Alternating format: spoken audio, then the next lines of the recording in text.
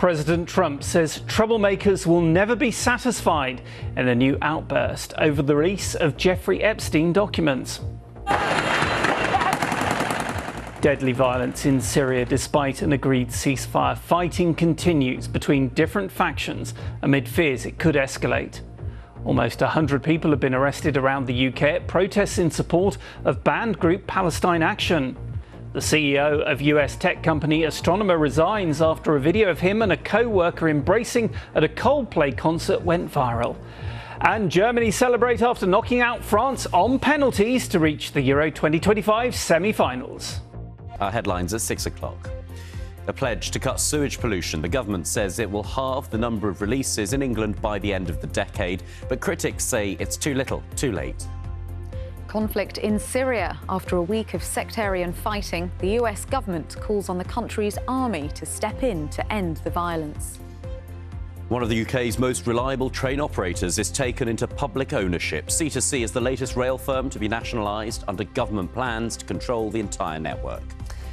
The challenge facing barn owls in some parts of the country and what conservationists are doing to help them.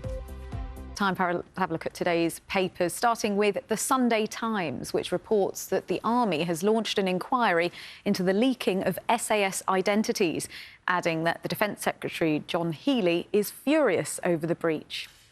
The Observer also features the SAS. It says an inquiry is looking into allegations that the Special Services Unit fatally shot unarmed Afghan civilians during nighttime raids, then sought to suppress scrutiny. Middle class face higher water bills is the headline on the front page of the Daily Telegraph. It reports that Labour MPs will be urged to introduce a nationwide scheme that would see poorer families given discounts on their charges. And finally, the singer Charlie XCX has tied the knot to the 1975 drummer George Daniel in an intimate ceremony in London. The pop star Charlie XCX has confirmed her marriage to George Daniel, the drummer of the band The 1975, after online speculation of a wedding. Yes, a TikTok post from the singer on Saturday night showed her posing in a wedding dress and Daniel wearing Charlie's veil. She also posted to confirm the nuptials. Saturday was not particularly wedding weather, though, was it? Tonight, 67 Palestinians waiting for aid have been killed in one incident in northern Gaza by the Israeli military, claims the Hamas-run health authority. Those who managed to get aid say they risked their lives to do so. The Hamas health authority says more people were killed and injured waiting for food elsewhere. Also tonight, England defender Jess Carter says online racist abuse during Euro 2025 has driven her off social media.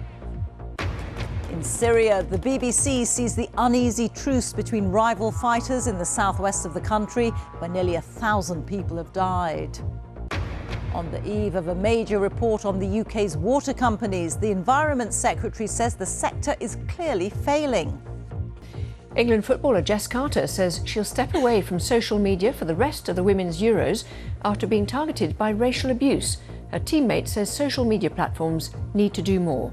People need to be held accountable for their actions, whether it's in person or online. The abuse is not okay, racism is not okay. I think more can be done and more should be done. In Syria, the BBC sees the uneasy truce between rival fighters in the southwest of the country, where nearly 1,000 people have died. A Palestinian flag was held aloft on stage at the Royal Opera House last night by a cast member.